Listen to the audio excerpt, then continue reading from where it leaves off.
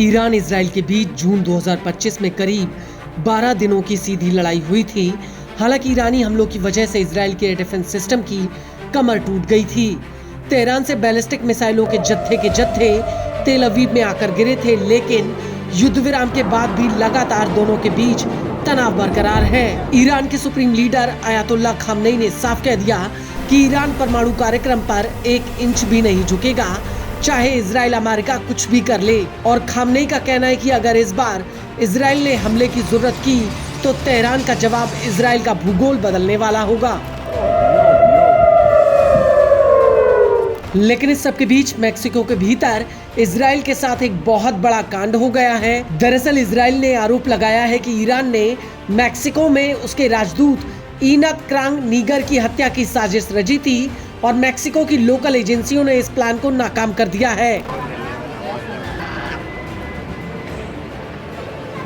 एक अमेरिकी news agency ने अमेरिका और इजरायली अधिकारियों के हवाले से कहा कि नीगर की हत्या की साजिश ईरान की रेवोल्यूशनरी गार्ड कॉर्प्स ने रची थी। इस साजिश की शुरुआत साल 2024 के अंत में हुई थी। इस पूरे षड्यंत्र में IRGC कुद्स फोर्स की सीक्रेटिव यूनिट 11,000 शामिल थी।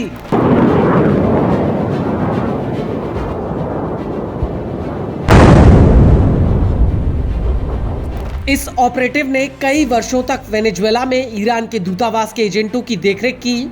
वहीं इजराइल के विदेश मंत्रालय ने इस पूरे मामले की पुष्टि कर दी है। इस घटनाक्रम पर अमेरिकी अधिकारियों का कहना है कि फिलहाल कोई सक्रिय खतरा नहीं है। यह राजनयिकों, पत्रकारों, असंतुष्टों और उनसे असहमत किसी भी व्यक्ति को निशाना बनाने की ईरानी कोशिशों के लंबे इतिहास में बस एक ताज़ा कोशिश है। यह हर उस देश के लिए चिंता का विषय है जहां पर ईरान की मौजूदगी है।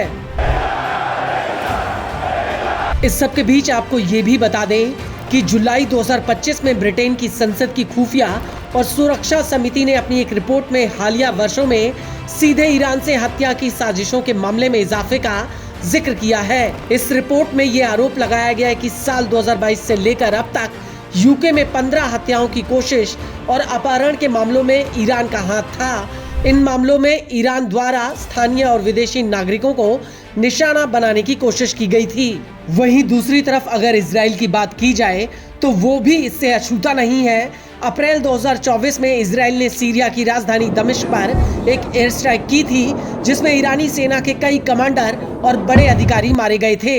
इसके अलावा जुलाई 2024 में इजराइल ने तेहरान में हमास के मुखिया इस्माइल हनिये की हत्या कर दी थी।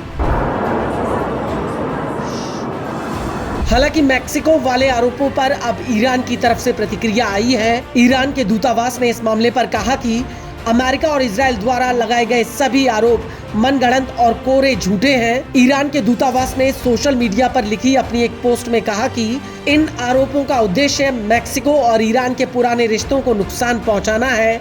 ईरान मजबूती से इन सभी आरोपों की निंदा करता है। ईरानी दूतावास ने अपने बयान में आगे कहा कि मेक्सिको की सुरक्षा और प्रतिष्ठा ईरान की भी सुरक्षा और प्रतिष्ठा है। मेक्सिको सरकार द्वारा हमारे ऊपर जताए गए विश्वास को हम कभी तोड़ेंगे नहीं। हम अपने मैक्सिकन दोस्तों की छवि को कभी भी धूमिल नहीं होने देंगे। मेक्सिको के हितों से कोई भी धोखेबाजी हमारे खुद के हितों से धोखेबाजी होगी। हालांकि मेक्सिको के विदेश मंत्रालय और सुरक्षा मंत्रालय ने अपने संयुक्त बयान में इसकी पुष्टि नहीं की है।